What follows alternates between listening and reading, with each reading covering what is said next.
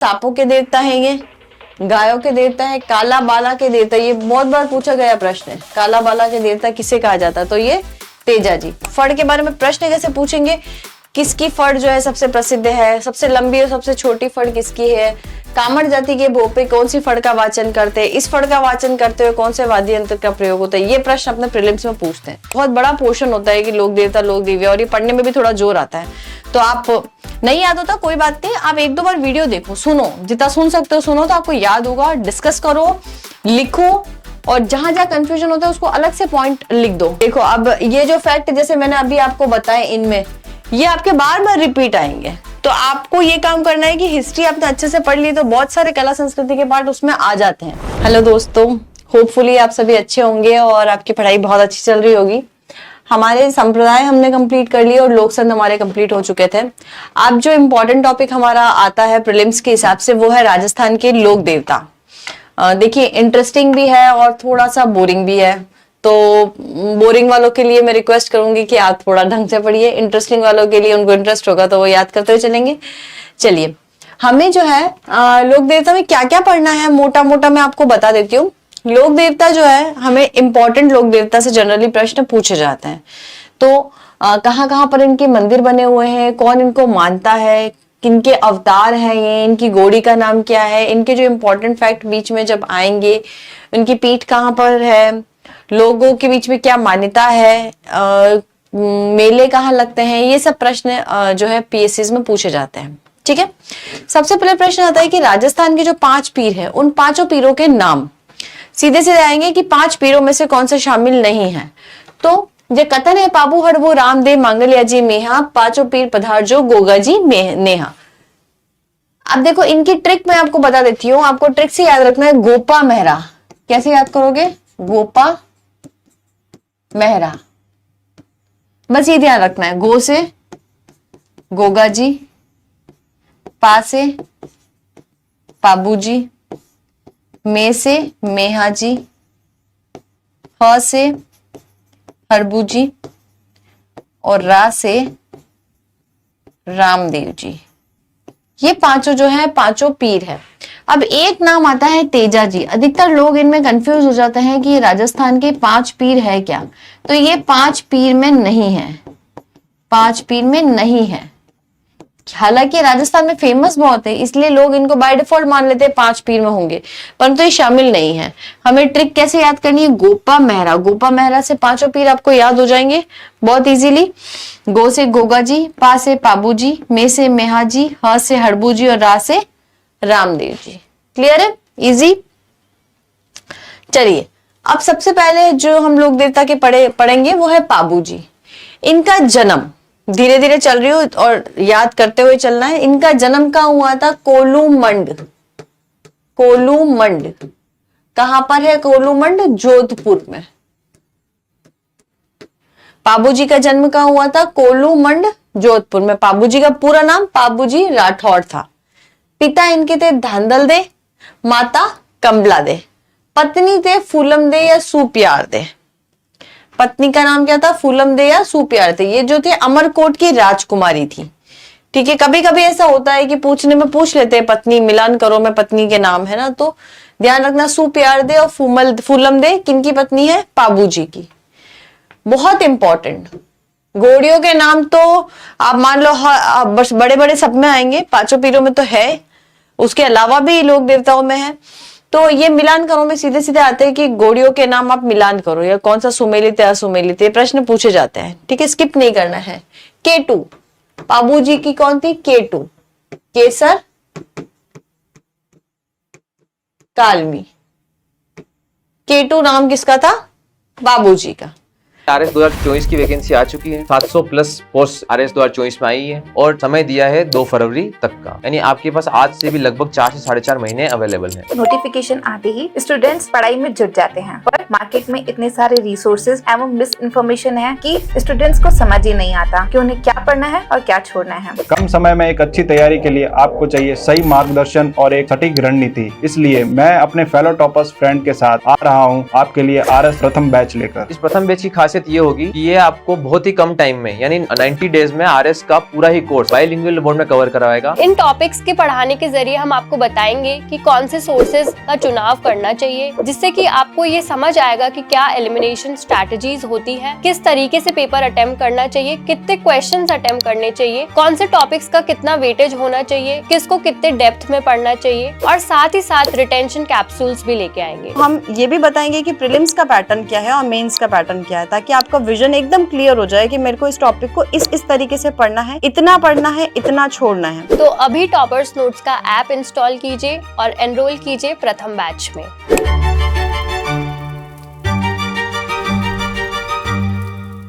देवल नामक एक चारण महिला थी। उस महिला की गायों की रक्षा के लिए अपने फेरों से बीच के उठ के इन्होंने बोला, देवल चारण नामक महिला ने, कि मेरी गायों की रक्षा कीजिए। तो वो अपने फेरों से बीच से उठ के आ गए थे और जिंदराव खींची से उन्होंने लड़ाई करी थी। और लड़ाई करते हुए जिंदराव खींची के खिलाफ लड़ते हुए मारे गए थे, परंतु इन्होंने गायों की रक्षा के लिए ये प्रसिद्ध हो गए। वीरता, प्रतिज्ञा पालन, त्याग, शरणागत वत्सलता, गो रक्षा हेतु बलिदान के कारण जनमानस में लोक देवता के रूप में पूजे जाते हैं। लक्ष्मण का अवतार है ये। देखिए अवतार थोड़ा सा ध्यान रखिएगा, लक्ष्मण का अवतार, विष्णु का अवतार, ये किसके अवतार है? लक्ष्मण का अवतार है। ठीक है, बहुत धीरे चल रही हूँ, याद करते हुए चलना है। पाबूजी का नाम क्या है? पाबूजी राठौड़। जन्म स्थान क्या है? कोलूमंड, जोधपुर। पिता इनके थे धांधल दे। माता का नाम क्या था? कमला दे। पत्नी फूमल दे या सुप्यार दे। पाबूजी की घोड़ी का नाम क्या था?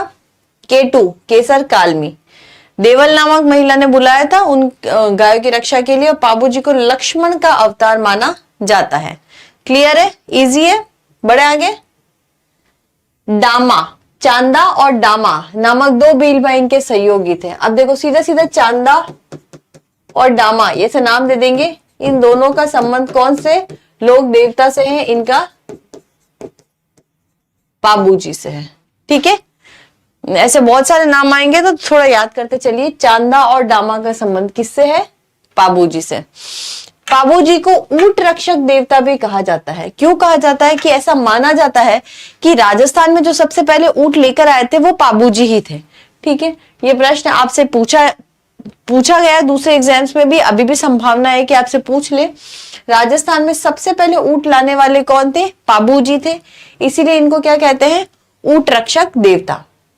रायका, रेबारी, देवासी ये सब ऊंट पालने वाली जातियां हैं। तो सिंपल सी बात है कि जब ऊंट रक्षक देवता कहते हैं तो ये किसे अपना प्रमुख मानेगी? पाबूजी को अपना प्रमुख मानेगी। तो प्रश्न में पूछते हैं रायका रेबारी जो है किन्हें अपना लोक देवता मानती है? तो पाबूजी को मानती है। रीजन क्या है? क्योंकि ऊंट रक्षक देवता है।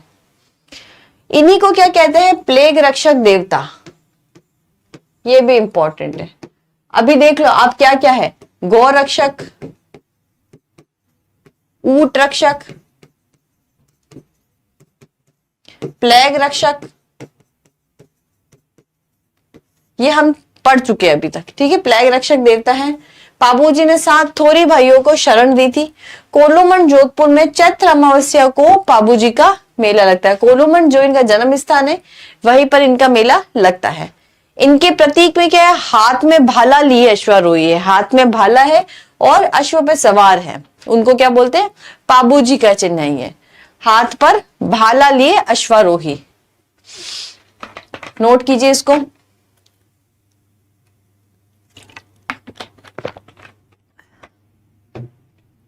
इनके प्रतीक चिन्ह में हाथ पर भाला लिए अश्वारोही है। ठीक है, पाबूजी की फड़ अगर पूछे सबसे सबसे लोकप्रिय फड़ किसकी है? देखो ये फड़ के ऊपर आएगा, सबसे लंबी और सबसे छोटी फड़ किसकी है, सबसे लोकप्रिय फड़ किसकी है? तो सबसे लोकप्रिय फड़ पाबूजी की फड़ है। ठीक है, भील जाति के भोपे जो है फड़ को गाते समय रावण हत्ता वाद्य यंत्र का उपयोग करते हैं। देखिए ये लाइन बहुत इंपॉर्टेंट है, बहुत इंपॉर्टेंट है, बार बार ये मेंस में भी पूछा गया है। तो लोकप्रिय फड़ किसकी है? पाबूजी की है। और फड़ वाचन के समय जो है जो वाद्य यंत्र का यूज होता है वो कौन सा होता है? रावण हत्ता। आप आगे भी देखेंगे, आगे आपको दूसरे वाद्य यंत्र के नाम याद करने पड़ेंगे दूसरे लोक देवता में, यहाँ पे याद करते हुए चलना है। ठीक है, बाबूजी के पवाड़े, पवाड़े को ही क्या कहते हैं? भजन। किसी वीर पुरुष की याद में जो गाए जाते हैं उनको बोलते हैं पवाड़े। माट वाद्य यंत्र का प्रयोग किया जाता है। अब प्रश्न पूछेंगे बाबूजी के पवाड़े गाते समय कौन से वाद्य यंत्र का प्रयोग किया जाता है? माट वाद्य यंत्र का प्रयोग किया जाता है। किताबों का पन्ना खोलो और लिखो वहां पे किताब का नाम पाबू प्रकाश। किसने लिखी है? आशिया मोड़ जी। आशिया मोड़ जी ने लिखी है पाबू प्रकाश। ठीक है, क्या क्या पढ़ा हमने? चांदा और डामा दो भील भाई, इनके सहयोगी थे। बाबूजी को ऊंट रक्षक देवता कहते थे। सबसे पहले जो ऊंट लाने का श्रेय है वो इन्हीं को जाता है, इसलिए रायका रेबारी इनकी पूजा करते हैं। इन्हें ही क्या कहते हैं? प्लेग रक्षक देवता, ऊंट रक्षक, गौ रक्षक। जो सबसे प्रसिद्ध फड़ है वो बाबूजी की है। और उस समय गायन करते हुए कौन सा वाद्य यंत्र? रावण हत्ता। अगर इनके पवाड़े गाते हैं तो उस टाइम कौन सा वाद्य यंत्र? माट वाद्य यंत्र का प्रयोग किया जाता है। आशिया मोड़ जी की पुस्तक कौन सी है? पाबू प्रकाश। ठीक है, अब अपन आते हैं, बाबूजी का अपना कंप्लीट हो चुका है। दूसरे जो पंच पीर आते हैं उनमें आता है रामदेव जी। रामदेव जी में जगह का नाम तो आपको ध्यान रखना है, उंडू, कश्मीर, बाड़मेर। सीधा सीधा जन्म स्थान मिलान करो में पूछते हैं, इसलिए स्किप नहीं करना है इनके। ठीक है, उंडू, कश्मीर, बाड़मेर। RS 2024 की वैकेंसी आ चुकी है। 700 प्लस पोस्ट RS 2024 में आई है और समय दिया है 2 फरवरी तक का, यानी आपके पास आज से भी लगभग 4 से 4.5 महीने अवेलेबल है। नोटिफिकेशन आते ही स्टूडेंट्स पढ़ाई में जुट जाते हैं, पर मार्केट में इतने सारे रिसोर्सेज एवं मिस इन्फॉर्मेशन है कि स्टूडेंट्स को समझ ही नहीं आता कि उन्हें क्या पढ़ना है और क्या छोड़ना है। कम समय में एक अच्छी तैयारी के लिए आपको चाहिए सही मार्गदर्शन और एक सटीक रणनीति। इसलिए मैं अपने फेलो टॉपर्स फ्रेंड के साथ आ रहा हूँ आपके लिए RS प्रथम बैच लेकर। इस प्रथम बैच की खासियत ये होगी कि ये आपको बहुत ही कम टाइम में यानी 90 डेज में RS का पूरा ही कोर्स बाइलिंगुअल मोड में कवर करवाएगा। इन टॉपिक्स के पढ़ाने के जरिए हम आपको बताएंगे कि कौन से सोर्सेज का चुनाव करना चाहिए, जिससे कि आपको ये समझ आएगा कि क्या एलिमिनेशन स्ट्रैटेजीज होती हैं, किस तरीके से पेपर अटेम्प्ट करना चाहिए, कितने क्वेश्चंस अटेम्प्ट करने चाहिए, कौन से टॉपिक्स का कितना वेटेज होना चाहिए, किसको कितने डेप्थ में पढ़ना चाहिए, और साथ ही साथ रिटेंशन कैप्सूल्स भी लेके आएंगे। हम ये भी बताएंगे कि प्रीलिम्स का पैटर्न क्या है और मेंस का पैटर्न क्या है, ताकि आपका विजन एकदम क्लियर हो जाए कि मेरे को इस टॉपिक को इस तरीके से पढ़ना है, इतना छोड़ना है। तो अभी टॉपर्स नोट्स का ऐप इंस्टॉल कीजिए और एनरोल कीजिए प्रथम बैच में।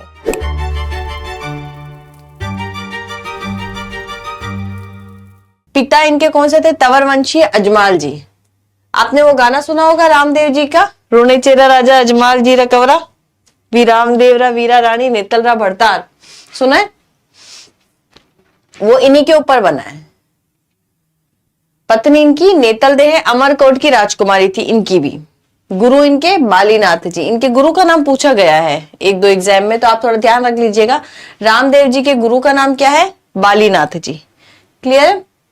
उपनाम, उपनाम में इनके क्या क्या नाम आते हैं देखो। पीरों के पीर, पीरों के पीर कहो या रामसा पीर कहो। कृष्ण का अवतार रुणेचा, रुणेचा कहाँ आता है? पोखरण में, जहां पर इनका मेला लगता है। और पोखरण कहाँ आता है? जैसलमेर में। रुणेचारा धनी और हाथ का हुजूर, ये सब जो संज्ञाएं हैं वो रामदेव जी के दे रखी है।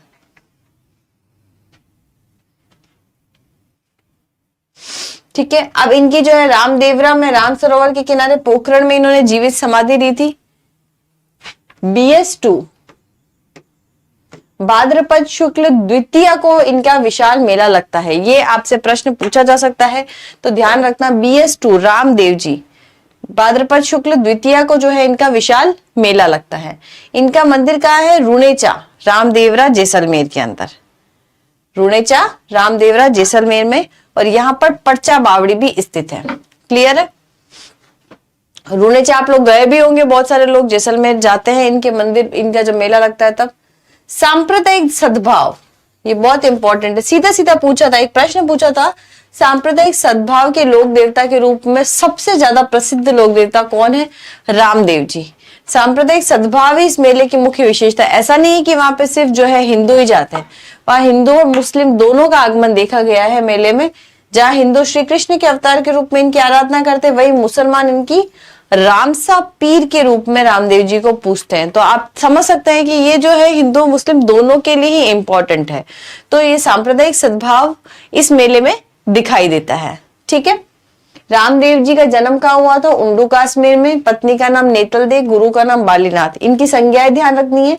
पीरों का पीर, रामसा पीर, कृष्ण का अवतार, रुणेचारा धनी और हाथ का हुजूर। पोखरण में इन्होंने जीवित समाधि ली थी। BS2 भाद्रपद शुक्ल द्वितीय को इनका मेला लगता है। मंदिर रुणेचा रामदेवरा में है। सांप्रदायिक सद्भाव जो है इस मेले की प्रमुख विशेषता है। ठीक है, आगे बढ़े। रामदेव जी की पुस्तक 24 वाणियां, ये पूछा गया प्रश्न है। फिर से ब्रेक लगाना है, फिर से याद करना है। रामदेव जी की पुस्तक कौन सी है? 24 वाणियां। रामदेव जी ने कौन से पंथ की स्थापना स्टार्ट करी थी? कामड़िया पंथ।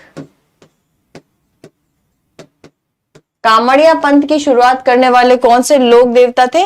रामदेव जी, जिनके प्रमुख, अब ये प्रश्न पूछा गया है, दलियाबाई, डालीबाई, हरजी राजपूत, ये जो है इनका संबंध कौन से कौन से देवता से है या फिर कौन से पंथ से? तो कामड़िया पंथ के ही अनुयायी कौन थे? दलियाबाई, डालीबाई, हरजी राजपूत। और ये कामड़िया पंथ की शुरुआत करने वाले कौन थे लोग देवता? रामदेव जी। क्लियर है? अब जैसे अपन ने पाबू जी के बारे में पढ़ा था कि सबसे प्रसिद्ध जो फड़ है वो पाबू जी की फड़ होती है। फड़ का मतलब अगर आपको नहीं पता हो तो फड़ क्या होती है? एक पेपर होता है, एक कपड़ा होता है। इस कपड़े के ऊपर जो है बिल्कुल बारीकियों से चित्रण करके उन देवता के बारे में बताया जाता है, तो वो होता है फड़। उसका वाचन करते हैं भोपे जो है, उनका वाचन करते हैं। तो ये फड़, जैसे अब ये तो बेसिक मतलब होता है फड़ का। फड़ के बारे में प्रश्न कैसे पूछेंगे? किसकी फड़ जो है सबसे प्रसिद्ध है? सबसे लंबी और सबसे छोटी फड़ किसकी है? कामड़ जाति के भोपे कौन सी फड़ का वाचन करते हैं? इस फड़ का वाचन करते हुए कौन से वाद्य यंत्र का प्रयोग होता है? ये प्रश्न अपने प्रीलिम्स में पूछते हैं। अब जैसे रामदेव जी की फड़ है, इसका वाचन कौन करते हैं? कामड़ जाति। कामड़ क्योंकि कामड़िया पंथ की शुरुआत करी थी, तो जाति कौन सी हो गई? कामड़ जाति। कि रामदेव जी के फड़ का वाचन करते समय फिर से कौन सा वाद्य यंत्र? रावण हत्ता। रावण हत्ता भी अपन ने पढ़ा भी था, पाबूजी में भी रावण हत्ता है। क्लियर है? महिलाएं 13 ताली नृत्य करती है। 13 ताली नृत्य क्या होता है कि महिलाएं जो है अपने पैरों में और एक हाथ में आभूषण पहन के मंजीरे वगैरह बांध के और 13 ताली नृत्य करती है। 13 तरीके के आभूषण जो है वो पहनती है। भाद्रपद शुक्ल एकादशी को रामदेव जी ने जीवित समाधि ली थी। शुक्ल दशमी को डालीबाई, जो कि रामदेव जी की धर्म बहन थी, उन्होंने समाधि ली थी। रामदेव जी के मंदिर में पगल्य पूजे जाते हैं। ध्यान रखना, रामदेव जी के मंदिर में रामदेव जी का फोटो नहीं लगता है, इनके पगल्य पूजा जाता है। ठीक है, रामदेव जी के मंदिर को, पहले तो रामदेव जी के मंदिर को रामदेव जी का मंदिर नहीं कहते, उनको कहते हैं देवरा। कहाँ जा रहे हो? देवरे में जा रहे हैं। इनके मंदिर को क्या कहा जाता है? देवरा कहा जाता है। और यहाँ पर एक पताका लगी होती है, मतलब ऐसी इनका एक खुद का झंडा है। ठीक है, पचरंगा। ये पचरंगा झंडा है, इसको क्या बोलते हैं? नेजा। नेजा। रामदेव जी के मंदिर, इनको क्या कहते हैं? देवरा। और रामदेव जी की खुद की तो ध्वजा, खुद का जो झंडा, खुद की जो पताका है, वो उसको क्या कहते हैं? नेजा। फैक्ट सही है, आपको याद करते हुए चलना है। अब जैसे पाबू जी की घोड़ी का नाम क्या था? याद करवा था, केटू, केसर कालमी। वैसे ही रामदेव जी के घोड़े का नाम क्या है? लीलो। लीलो, L2। रामदेव जी की घोड़ी का नाम क्या है? लीलो। अब रामदेव जी के जो प्रश्न आएंगे वो हो सकता है आपको मिलान करो में भी पूछ रहे, क्योंकि इन्हीं में इनके काफी सारे फैक्ट्स हैं। ठीक है, लीलो है, जमो है, रिखिया है, ये प्रश्न नेजा है, देवरा है, ये सब मिलान करो में पूछ सकते हैं कि किसको किसको क्या कहते हैं। जमो, जमो क्या कहते हैं? रामदेव जी के जागरण को क्या कहते हैं? जमो। जागरण करता है, जम जाते हैं, मतलब जम गए वहां पे, जमो, जागरण। रिखिया, मेघवाल समाज के भक्त जो कहलाते थे, मेघवाल समाज के जो भक्त कहलाते थे उनको क्या कहते थे? रिखिया। और वीर होने के साथ साथ समाज सुधारक भी थे। ठीक है, ये मेंस के हिसाब से इंपॉर्टेंट है। अपन को इस स्लाइड में क्या क्या पढ़ना है? एक तो रामदेव जी की पुस्तक, इसको क्या कहते हैं? 24 वाणियां।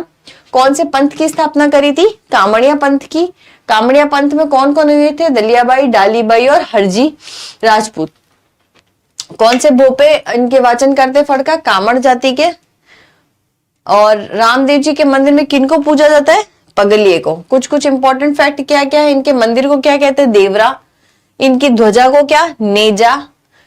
घोड़े का नाम लीलो। जागरण को जमो। रामदेव जी के मेघवाल समाज के भक्त को रिखिया। चलिए, 2 हो चुके, पाबू जी और रामदेव जी। तीसरे आते हैं गोगा जी।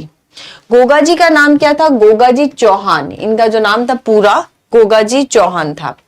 जन्म स्थान इनका हुआ था ददरेवा। अब देखो ये जगह थोड़ी सी ध्यान रखना, इनकी गोगा मेड़ी, शीश मेड़ी, दूर मेड़ी में अलग अलग आएंगे, तो इनका स्थान, जन्म स्थान याद रखना। ददरेवा चुरू में इनका जन्म हुआ था। इनके पिता का नाम जेवर था, माता का नाम बाछल देवी था, पत्नी का नाम था केलम देव। गुरु गोरखनाथ। अगर मैं यही पूछूं रामदेव जी के गुरु क्या थे, याद कीजिए, और इनके गुरु क्या थे? गोरखनाथ। किसके समकालीन थे? मोहम्मद गजनवी के समकालीन थे। गजनवी के समकालीन थे तो आपको थोड़ा सा, जैसे हमने सिकंदर लोदी के समकालीन पढ़े थे, जाम्बो जी और जसनाथ जी, वैसे ही अगर आपसे पूछ ले मोहम्मद गजनी के समकालीन कौन थे, तो गोगा जी। ये प्रश्न ऐसे घुमा के पूछे जा सकते हैं, थोड़ा सा आपको ध्यान रखना है तो सीधे क्वेश्चन ही, पर वो ये कि आप थोड़ा ध्यान से नहीं पढ़ोगे तो ये फैक्ट स्किप हो जाता है। मोहम्मद गजनबी के समकालीन थे। अब गोगा जी के ही कोई नाम कौन से? जाहर पीर कहते हैं इनको। देखो रामसा पीर, पीरों की पीर अलग है, जाहर पीर है ये। गोगा पीर नागराज, सांपों के देवता है ये।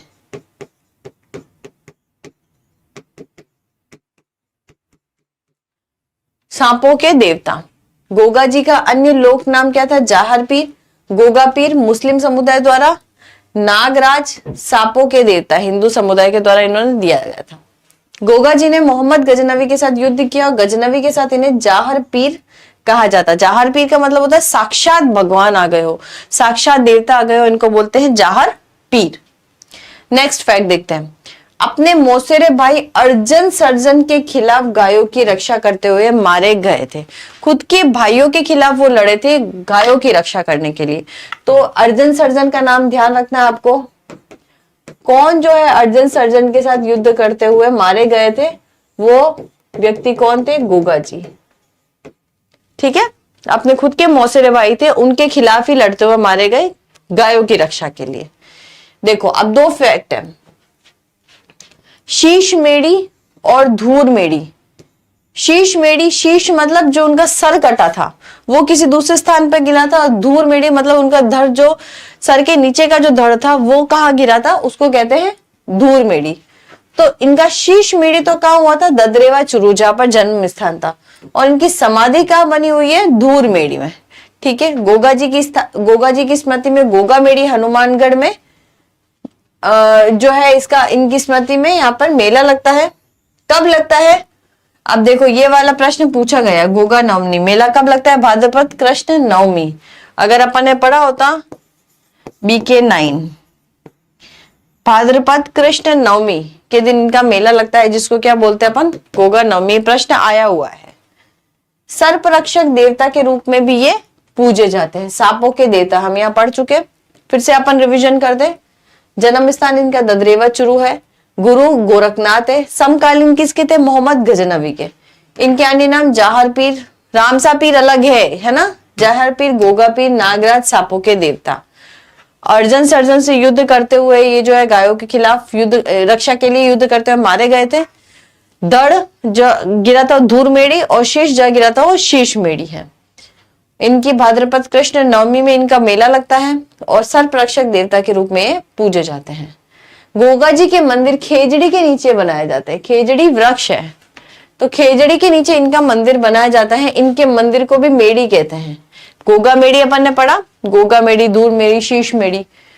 गोगा मेड़ी का मंदिर, ये इंपॉर्टेंट है, मकबरा शैली में किसका मंदिर बना हुआ है, और इसके मंदिर में बिस्मिल्लाह लिखा हुआ है। बहुत इंपॉर्टेंट फैक्ट है आपके प्री के लिए, तो यहाँ पे ठहरना है। गोगा मेड़ी का मंदिर कौन सी शैली में बना हुआ है? मकबरा शैली में। जैसे मकबरे होते हैं इस तरीके से मकबरा शैली में बना हुआ है, और यहाँ पर क्या लिखा हुआ है? बिस्मिल्लाह लिखा हुआ है। गोगा जी का रसावला, ये किसने लिखी है? कवि मेहनी। जो आपकी वो किताबों वाली पेज है उसको खोल के लिखो, गोगा जी का रसावला। किसने लिखा है? कवि मेह ने लिखा है, गोगा जी का रसावला। जब इनकी फड़ का वाचन होता है तब कौन से वाद्य यंत्र होते हैं? डेरू और मादल। डेरू और मादल वाद्य यंत्रों का प्रयोग करते हैं। देखो फैक्ट है तो थोड़ा सा आपको याद करना ही पड़ेगा। अब झूठा दिलासा तो क्या दूं मैं आपको कि स्किप कर सकते हैं या कुछ ऐसा, क्योंकि कला संस्कृति में इन्हीं में से आएगा, तो आपको थोड़ा सा याद करने पे ध्यान देना है। फैक्ट ही है जो याद करने हैं हमको। भक्ति गीत को पीर के सोले कहते हैं। गोगा राखड़ी, गोगा राखड़ी क्या है कि जब फसल अच्छी हो, जब किसान फल जोतते समय फसल अच्छी हो, उसके लिए गोगा जी को राखी बांधी जाती है। ऐसा बोलते हैं कि इनकी राखी बांधने से क्या होगा, हमारी फसलें अच्छी होगी। तो अच्छी फसल की कामना से किसान द्वारा 9 घाटों वाली इनकी राखी बांधी जाती है, जिसको गोगा राखड़ी कहते हैं। हल चलाते समय हल और हाली दोनों के ही गोगा राखड़ी बांधी जाती है। क्या क्या पढ़ना है फिर से बता देती हूँ। गोगा जी के मंदिर किसके, कौन से वृक्ष के नीचे? खेजड़ी के। गोगा जी के मंदिर को क्या बोलते हैं? मेड़ी। कोई ऐसा मंदिर है क्या जो मकबरा शैली में बना? जी हाँ, गोगा जी का मंदिर है, इसमें बिस्मिल्लाह लिखा हुआ है। गोगा जी का रसावला कवि मेह ने लिखा है। फड़ के साथ साथ वाद्य यंत्र कौन से हैं? डेरू और मांदल। इनके भक्ति गीत को क्या कहते हैं? पीर के सोले। गोगा राखड़ी, अच्छी फसल की कामना से किसानों द्वारा 9 गांठों वाली इनकी राखी बांधी जाती है, जिन्हें गोगा राखड़ी कहते हैं। अब है हड़बूजी सांकला। हड़बूजी सांकला ये कहां के हैं? हड़बूजी सांकला डिडवाना कुचामन के। डिडवाना कुचामन के महाराज सांकला के पुत्र थे ये किसके समकालीन थे? राव जोधा के समकालीन थे। हड़बू जी ने रामदेव जी की प्रेरणा से अस्त्र शस्त्र त्याग कर गुरु बालीनाथ से, मैंने आपको प्रश्न भी पूछा था, रामदेव जी के शिष्य गुरु बालीनाथ जी थे। तो रामदेव जी से इन्होंने प्रेरणा ली और कहां पे पहुंच गए? गुरु बालीनाथ के पास पहुंच गए। इनसे इन्होंने शिक्षा दीक्षा ले ली। ये रामदेव जी के जो भाई थे, कजन ब्रदर, इन्होंने जोधा को मंडोर जीतने का आशीर्वाद दिया, तो एक कटार भी भेज दी थी। जब वो मंडोर जीत गया तो उन्होंने जोधा ने इन्हें बैगंटी जोधपुर गांव दिया और ये बूढ़ी और विकलांग गायों की रक्षा करते थे, सेवा करते थे। अब देखो इसमें जो इंपॉर्टेंट क्या है, एक ये लाइन प्रीलिम्स के लिए, हड़बू जी की बैलगाड़ी की पूजा होती थी। इनकी पूजा जो होती है वो किस रूप में होती थी? इनकी बैलगाड़ी की पूजा होती थी। ये प्रश्न पूछा जाता है, पूजा किसकी होती थी? बैलगाड़ी की। इनका जो वाहन था, ये वाहन कौन सा था? सियार। सियार वाहन था। क्या क्या पूछ रहा है इसमें? किसकी पूजा होती थी? इनकी बैलगाड़ी की पूजा होती थी। इनका वाहन कौन सा था? सियार। हड़बू जी बहुत बड़े शकुन शास्त्री थे, वचन सिद्ध पुरुष थे और चमत्कारी महापुरुष इन्हें माना गया है। इनका मेला कहाँ लगता था? परबतसर नागौर पशु मेला लगता था। भाद्रपद शुक्ल दशमी से पूर्णिमा तक इनका मेला लगता था। वापस पढ़ाऊं? वापस थोड़ा सा तसल्ली, ठंडे दिमाग से वापस सुनो। हड़बू जी सांकला डिडवाना कुचामन के सांकला के पुत्र थे। इन्होंने रामदेव जी के ही ब्रदर थे, तो रामदेव जी से प्रेरणा ली। बोले कि क्या करूं? तो बोले बालीनाथ जी के पास चल जाओ, उनसे शिक्षा दीक्षा लो। ठीक है, शिक्षा दीक्षा ले ली। उन्होंने मंडोर जीतने का आशीर्वाद दिया था। बहुत ज्यादा इंपॉर्टेंट नहीं है, इसलिए आगे बढ़ते हैं अपन। हड़बू जी की किसकी पूजा की जाती है? बैलगाड़ी की पूजा की जाती है। इनका वाहन कौन सा है? सियार है। हड़बू जी को शकुन शास्त्र का ज्ञाता भी बोलते हैं, वचन सिद्ध पुरुष भी कहते हैं, चमत्कारिक पुरुष भी कहते हैं। और इनका जो मेला है, इनका मेला भाद्रपद शुक्ल दशमी से लेकर पूर्णिमा तक जो है इनका मेला चलता है। ये है हड़बू जी सांकला के बारे में। नेक्स्ट अपन पढ़ते हैं मेहाजी मांगलिया, जो अपने 5 पीरों में है, 5 पीरों में गिने जाते हैं। ये किसके टाइम के समकालीन थे? राव चुंडा। चुंडा से याद आ रहा है कुछ थोड़ा बहुत हल्का फुल्का? कहानी पढ़ाई थी मैंने आपको। ये राव चुंडा के समकालीन है। इनका मंदिर कहाँ है? बापणी जोधपुर में। बापणी जोधपुर में जो है इनका मुख्य मंदिर है। जैसलमेर के रगड़देव भाटी के खिलाफ युद्ध में ये मारे गए थे। एक तो इनका मंदिर इंपॉर्टेंट है। अब फिर से देखो इनका मेहाजी, जैसे M2 है ना, मेहाजी मांगलिया, M 2 बार आ रहा है, वैसे अपन को याद करना है K2। केसर कामली मत कर देना। हाँ, केसर कामली बाबूजी का, K2 मत याद करो भले आप इसमें, आप सिर्फ याद करो किरण काबरा। काबरे से याद रखना कोबरा।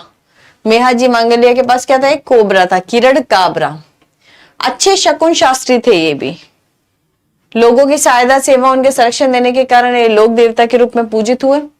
बापणी जोधपुर में इनका मंदिर है। यहाँ भाद्रपद कृष्ण अष्टमी को मेला लगता है। अब भाद्रपद कृष्ण अष्टमी जो है वो क्यों इंपॉर्टेंट है, क्योंकि यही जो है कृष्ण जन्माष्टमी भी है। तो ऐसा घुमा के भी पूछ सकते हैं कि कृष्ण जन्माष्टमी के दिन में और कौन से ऐसे लोक देवता है जिनका मेला भरता है, तो वो कौन से हैं? मेहाजी मांगलिया। इनके भोपों में जो है वंश वृद्धि नहीं करते, ये संतान को गोद लेते हैं और अपने वंश को आगे बढ़ाते हैं, ये इनकी खास बात होती है। वापस से रिवाइज करते हैं। मेहाजी मांगलिया, मेहाजी मांगलिया राजस्थान के पंच पीरों में गिने जाते हैं, हम पढ़ चुके हैं। गोपा मेहरा में आ जाता है, मेहरा राव चुंडा के समकालीन थे। मंदिर इनका कहाँ है? बापेणी जोधपुर में।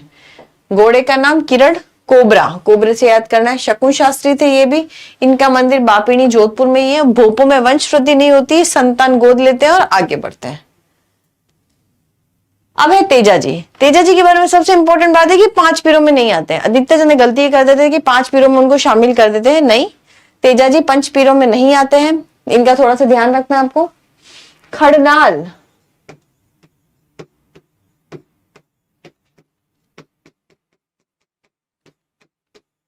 खड़नाल नागौर में एक जाट परिवार था, उनमें इनका जन्म हुआ था।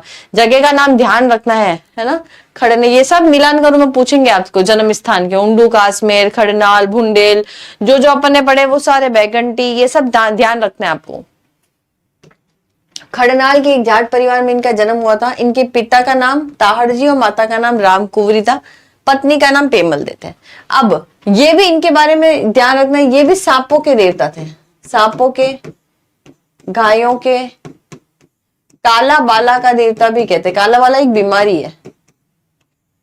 कृषि कार्यों के उपकारक थे। क्या क्या नाम देखा? सांपों के देवता है ये, गायों के देवता है, काला बाला के देवता, ये बहुत बार पूछा गया प्रश्न है। काला बाला के देवता किसे कहा जाता? तो ये तेजा जी, कृषि कार्यों के उपकारक के नाम से। ये अपनी पत्नी को लेने जा रहे थे ससुराल, पनेर अजमेर में जा रहे थे। पनेर अजमेर में जा रहे तो जाते हुए एक कहानी है, ऐसी बोला जाता है कि पत्नी को लेने जा रहे थे तो रास्ते में उनको सांप डसने के लिए आया, तो बोले अभी मत डसो मुझे, मैं खुद आऊंगा, आप मुझे डस लेना। उनका पूरा जो शरीर है वो ऐसे लहूलुहान था। उनकी जीभ में ही एक स्थान ऐसा बना था, बचा था जहां पर वो डस सकता था, तो उन्होंने अपनी जीभ आगे करके सांप को डसवा दिया था। तो सुरसुरा अजमेर नामक गांव में लाछा नामक गुर्जर महिला गायों से बचाते घायल हो गए। सांप के काटने में इनकी मृत्यु हो गई। बहुत अच्छी कहानी है, पर हम अभी कहानियों में नहीं उलझते, हम फैक्ट पे जाते हैं, क्योंकि आपके पास भी समय कम है। तो मैं सोच रही हूँ कि आपको ये सब ना बता के आपको चीजें याद करवाई जाए, वो ज्यादा इंपॉर्टेंट है। तो सुरसुरा, ये स्थान आपसे पूछा जा सकता है। सुरसुरा अजमेर किसके लिए फेमस है? यहाँ पर इनकी मृत्यु हो गई थी तेजा जी की, ठीक है। प्रमुख स्थान सुरसुरा, ब्यावर, सौंदर्या, इन सब के नाम पूछे गए हैं कि ये प्रमुख थान जो है ये किससे रिलेटेड है। तो तेजा जी का नाम आपको ध्यान रखना है। ये जो थान है ये सारे किससे रिलेटेड है? तेजा जी से रिलेटेड। वापस रिवाइज करवाऊं थोड़ा। 5 पीरों में सबसे पहले तो तेजा जी का नाम नहीं आता है, ये तो ध्यान रखना ही है। खड़नाल नागौर में एक जाट परिवार में इनका जन्म हुआ था। पिता और माता का नाम, पिता का नाम क्या है? ताहड़जी। माता का नाम क्या है? राम कुंवरी। पत्नी इनकी है पेमल देव। इनको किन कौन से देवता के नाम से जाना जाता है? सांपों के देवता, गायों के देवता, काला बाला के देवता, ठीक है। सुरसुरा अजमेर क्यों फेमस है? क्योंकि यहाँ पर एक सांप के काटने से जो है इनकी मृत्यु हो गई थी।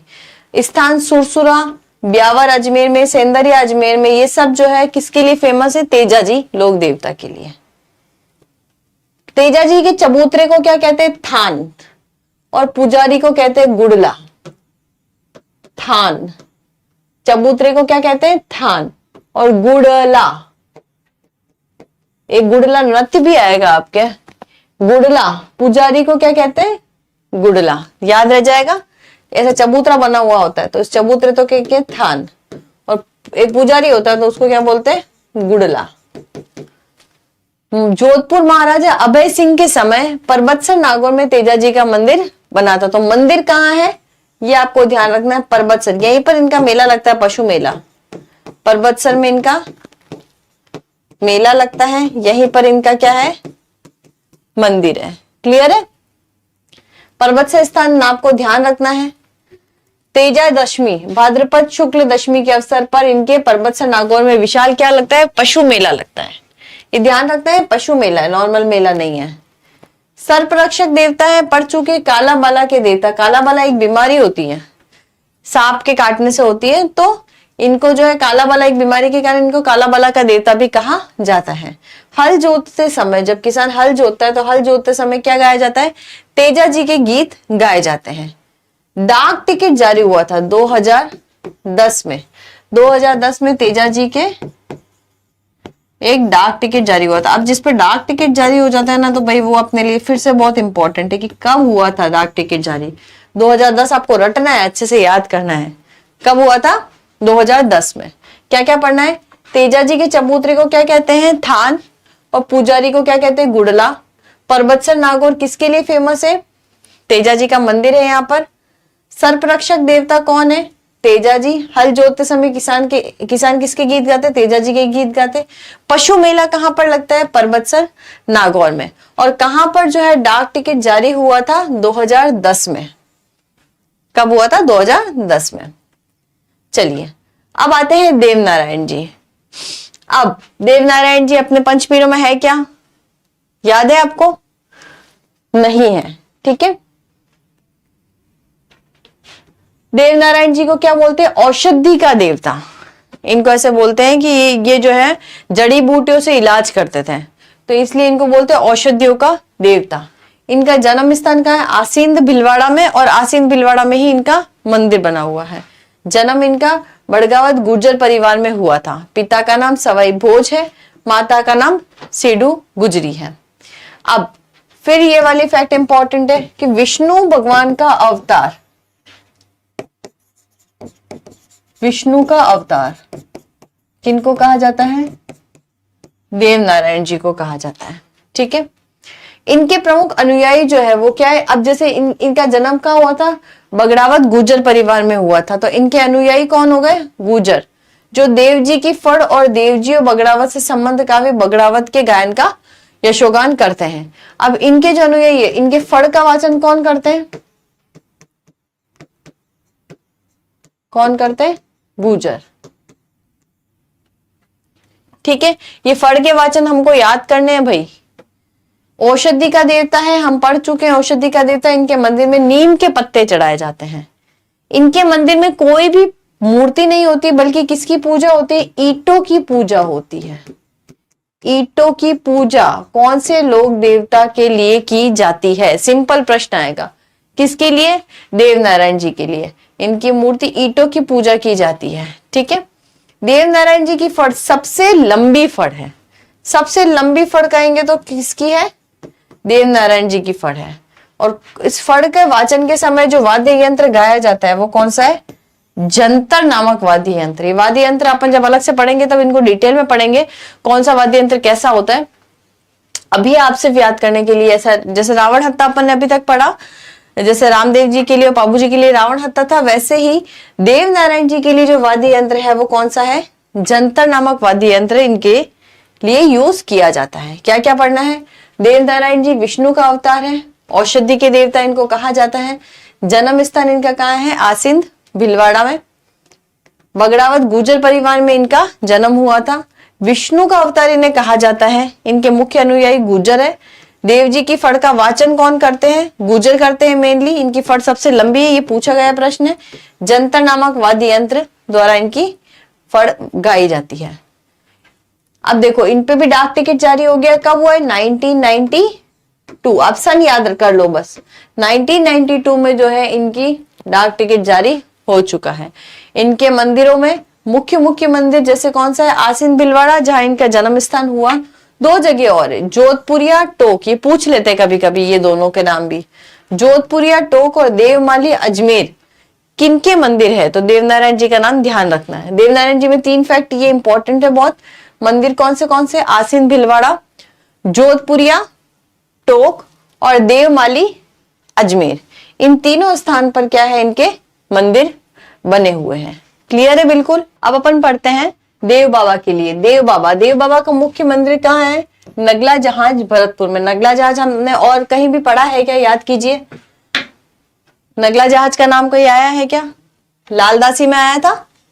मुख्य मंदिर देव बाबा का नगला जहाज भरतपुर में है। देव बाबा जो थे वो कौन थे? पशु चिकित्सक थे। देव बाबा पशु चिकित्सक थे। इन्हें खुश करने के लिए ग्वालों को भोजन करवाना पड़ता था। आप बस मोटा मोटा ये ध्यान रखो, ये इनका मुख्य मंदिर कहाँ है? नगला जहाज भरतपुर में। और देव बाबा क्या थे? पशु चिकित्सक थे। बस, बाकी आपके प्रीलिम्स के लिए इंपॉर्टेंट नहीं है। अब मल्लीनाथ जी, मल्लीनाथ जी पे अपन आते हैं। ये मारवाड़ के राठौड़ राजा थे मल्लीनाथ जी, ठीक है, खुद राजा थे। किंवदंतियों के अनुसार ये क्या थे? भविष्य देखते थे और देवताओं के जैसे चमत्कार प्राप्ति में इनको सिद्ध पुरुष माना गया था। भविष्य देखते थे, है ना। जोधपुर के पश्चिम परगने का नामकरण इन्हीं के नाम पे, मालानी, मालानी जो जगह है ना बाड़मेर वाली, वो एरिया जो है इनके नाम पर रखा गया है। मल्लीनाथ जी की आपको एक खास बात जो ध्यान रखनी, मंदिर तिलवाड़ा बाड़मेर। एक तो ये फैक्ट आपको ध्यान रखना प्रीलिम्स के हिसाब से, तिलवाड़ा बाड़मेर में इनका मंदिर था, ठीक है। मल्लीनाथ जी के नाम से मल्लीनाथ जी का पशु मेला लगता है। पशु मेले में क्या होता है? मालानी नस्ल है एक पशु की, मालानी नस्ल के पशुओं का क्रय विक्रय होता है। ज्यादा फैक्ट आपको नहीं याद करने, इस पे ज्यादा लोड भी नहीं लेना है। मल्लीनाथ जी के नाम से एक पशु मेला लगता है। पशु मेला में क्या होता है? मालानी किस्म की जो नस्ल होती है उनका क्रय विक्रय होता है। और एक फैक्ट आपको याद रखना है, भविष्य वक्ता थे जो अपन पढ़ चुके हैं, बहुत ज्यादा याद नहीं करना है इसमें। मल्लीनाथ जी के बारे में क्या याद रखोगे? एक तो ये तिलवाड़ा बाड़मेर जहाँ पे इनका मंदिर है, ये भविष्य देखते थे इसलिए भविष्य वक्ता कहा जा सकता है। इनका जो एरिया है मालानी नाम इन्हीं के नाम से किया गया है। और इनके नाम से पशु मेला लगता है जो 15 दिन चलता है करीब करीब, ठीक है, जहाँ पे मालानी नस्ल के पशुओं का क्रय विक्रय किया जाता है। बस आपके लिए बहुत ही था। फिर है तल्लीनाथ जी।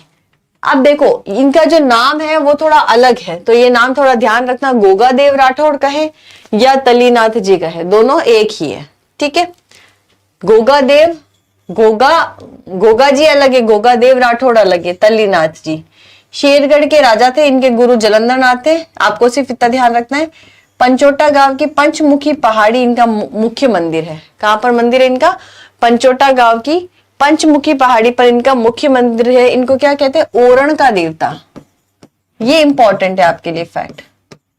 ओरण का देवता किसे कहते हैं? पहली बात तो ओरण क्या होता है कि मंदिर के आसपास ऐसा स्थान होता है जहां पे पेड़ पौधों को नहीं काट सकते। वो मंदिर के आसपास की छोड़ी गई जमीन होती है, वहां पे नहीं काटा जा सकता पेड़ों को, इसलिए उनको ओरण का देवता कहते हैं। बस दो फैक्ट आपको तल्लीनाथ जी के प्रीलिम्स के लिए इंपॉर्टेंट है। कौन से? एक तो इनका नाम क्या है? गोगादेव राठौड़। ओरण का देवता इनको कहा जाता है और मुख्य मंदिर इनका कहां पर है? पंचोटा गांव पंचमुखी में, ठीक है। अब आ जाइए बिग्गा जी। बिग्गा जी का मंदिर ध्यान रखना आपको, रीडी। बिग्गा जी का मंदिर कहाँ है? रीडी बीकानेर में। गायों की रक्षा के लिए ये आपको फैक्ट याद करना है, जाखड़ समाज या जाट समाज के कुल देवता हैं। जाट समाज के कुल देवता।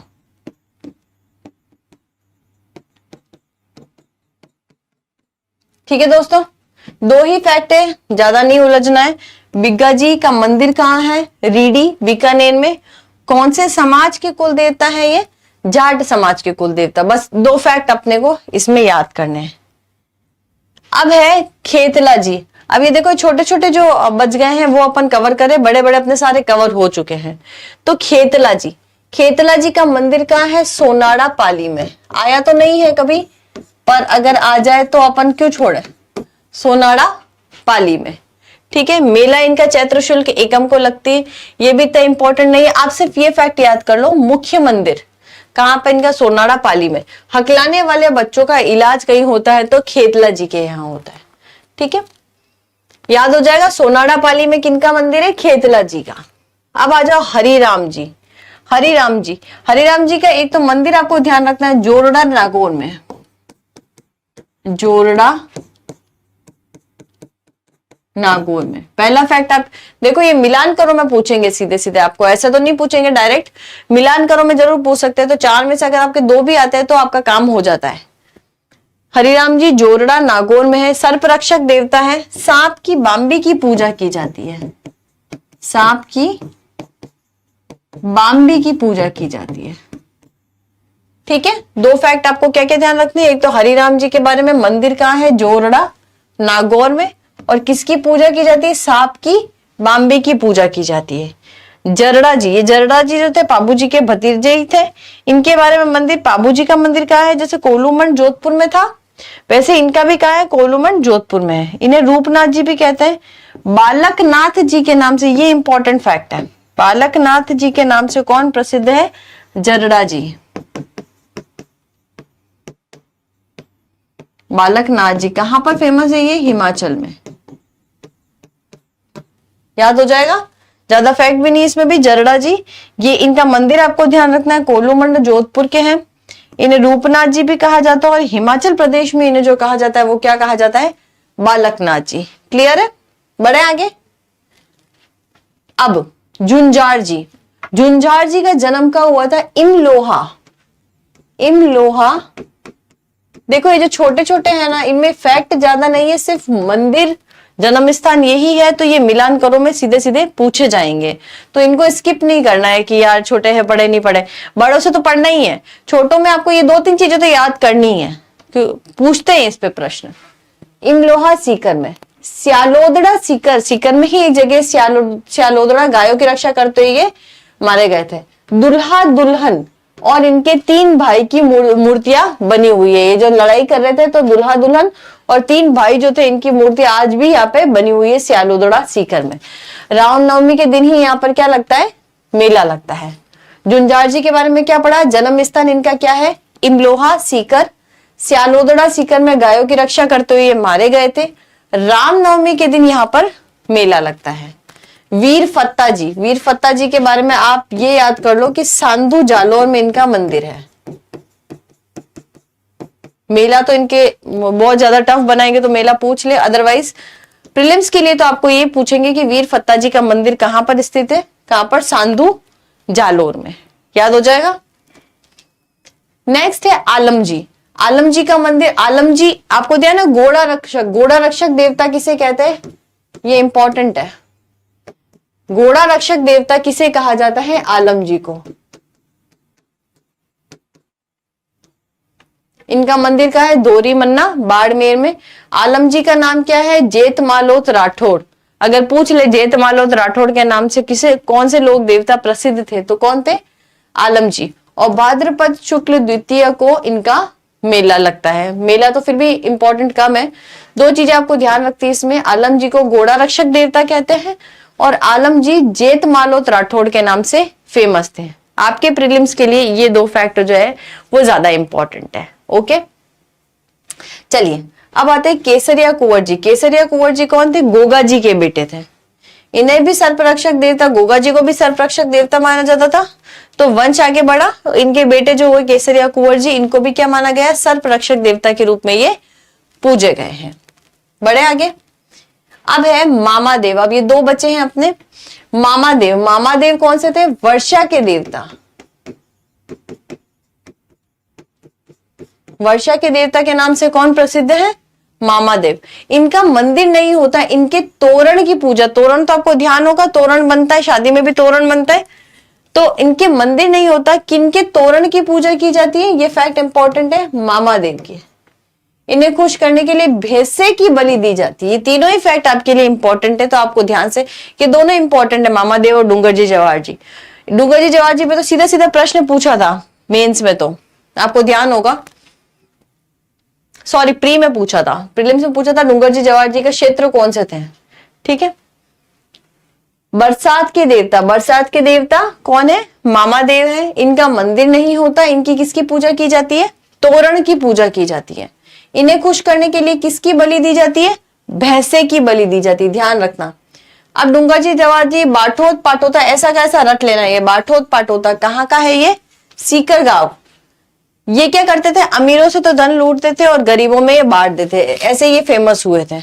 अंग्रेजों में भी नसीराबाद की छावनी लूट ली थी। क्या आप मुझे बता सकते हैं कि नसीराबाद की क्रांति जो है 1857 में, नसीराबाद की क्रांति कब हुई थी, किन किन जगह पे हुई थी? याद है आपको कुछ? मैंने बताया था, एनी ना ब्याह देखे, कुछ याद आ रहा है? या नील बट्टे सन्नाटा, नसीराबाद की कब हुई थी? 28 मई। याद है कुछ? नीमच की कब हुई थी? 3 जून। थोड़ा बहुत पढ़ते चलना पुराना वाला भी। इन्होंने अंग्रेजों में नसीराबाद की छावनी को लूट दिया था। क्या ये अकेले थे? नहीं, 2 जने और थे, लोहट जी और करना जी। इनका नाम भी पूछा जाता है, तो आपको ये सारे फैक्ट याद करने हैं। इनमें डूंगर जी, जवाहर जी के बारे में, बाठोद, पाटोदा, सीकर, ये अमीरों को लूटते थे धन और गरीबों में बांट देते थे। इन्होंने अंग्रेजों में नसीराबाद की छावनी को लूट लिया था पूरा। प्रमुख सहयोगी इनके कौन थे? लोहट जी और करना जी। देखो अब ये जो फैक्ट जैसे मैंने अभी आपको बताए, इनमें ये आपके बार बार रिपीट आएंगे। तो आपको ये काम करना है कि हिस्ट्री आपने अच्छे से पढ़ ली तो बहुत सारे कला संस्कृति के पार्ट उसमें आ जाते हैं, तो आपको कुछ नया नहीं लगता। 1857 की क्रांति का ये बताओगे आप मुझे? कौन थे कोटा के? कौन थे एजीजी? कौन थे? अगर आपको याद है तो आप मन में बोलते चलो। 1857 की क्रांति के समय एजीजी कौन थे? नहीं याद आ रहा है तो फिर से आप वापस पढ़िए, घबराइए मत कि मेरा नहीं हुआ है, आपको पढ़ना तो वापस पड़ेगा। पर जब होता क्या है, याद करने का एक चीज होती है कि कभी भी कोई फैमिलियर नाम आता है, मान लो जैसे नसीराबाद आया, तो आपका दिमाग क्लिक करना चाहिए उस पर कि यार 1857 की क्रांति पढ़ते हुए नसीराबाद में मैंने क्या क्या पढ़ा था। तो नसीराबाद की सारी चीजें आपके दिमाग में धीरे धीरे आनी चाहिए कि 40 अंग्रेज भाग के कहाँ गए थे, कौन उस टाइम मेवाड़ का शासक था, नसीराबाद छावनी में क्या क्या हुआ था, न्यूबरी वैन जो मरे थे गोली से वो किसमें थे, सब मैंने याद करवाया था आपको। अगर आपको अच्छे से याद होगा तो फिर से आप रिवीजन कीजिएगा। लोक देवता अपन पढ़ चुके हैं, नेक्स्ट अपन लोक देविया पढ़ेंगे। एक बहुत बड़ा पोर्शन होता है कि लोक देवता लोक देविया, और ये पढ़ने में भी थोड़ा जोर आता है। तो आप नहीं याद होता कोई बात नहीं, आप 1-2 बार वीडियो देखो, सुनो, जितना सुन सकते हो सुनो, तो आपको याद होगा। डिस्कस करो, लिखो, और जहां जहां कंफ्यूजन होता है उसको अलग से पॉइंट लिख दो कि जैसे गोड़ियों में कंफ्यूजन होता है तो गोड़ियों की एक अलग सारणी बना लो। लगता है कि इसमें तो प्रश्न आएगा। ये मंदिर बहुत इंपॉर्टेंट है, तो मंदिरों के लिए एक अलग से आप पेज सारणी बना लो, लोक देवता लोक देवियों के। अगर नॉर्मल पेपर बना तो इन्हीं में से प्रश्न पूछ लेंगे, बाकी अगर घुमाने वाले बने तो कुछ अंदर का पूछ लेंगे। अंदर में भी यही पूछेंगे, ज्यादा और डीप नहीं पूछते हैं, इन्हीं में से आता है पेपर। कला संस्कृति बहुत इजी आते हैं। तो मंदिर, घोड़ियां और प्रमुख स्थान, पीठ, ये सब आप पढ़ते चलो। बाकी अंदर के जो फैक्ट आएंगे वो मैं आपको पढ़ा ही रही हूँ। यहाँ तक का रिवीजन कीजिए। नेक्स्ट अपन लोक देविया की क्लास लेंगे।